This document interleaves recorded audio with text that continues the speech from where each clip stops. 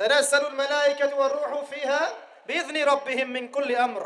এই রাতে আল্লাহ পাক তাকদীরের ফয়সালা করেন প্রত্যেকটা বিষয়ে। সালামুন হিয়া হাত্তা মাতলাইল ফজর, এবং ফজর পর্যন্ত এই রাতে শান্তি বিরাজ করে। শান্তি, শান্তি আর শান্তি। সুবহানাল্লাহ। এই রাতে যে ইবাদত করবে 1000 মাস ইবাদত করেন নাকি পাবে।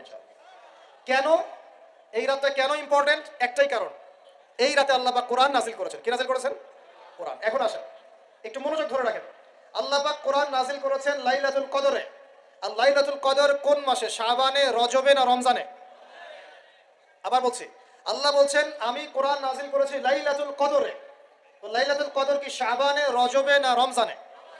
তার মানে লাইলাতুল কদর রমজানে। রমজানের কোথায়? রমজানের শেষ দশকে। রমজানের শেষ দশকে 21, 23, 25, 27, 29 এই 5টা বেজর রাতের যে কোনো একটা রাত হবে কি লাইলাতুল কদর। তার মানে আমরা বুঝতে পারলাম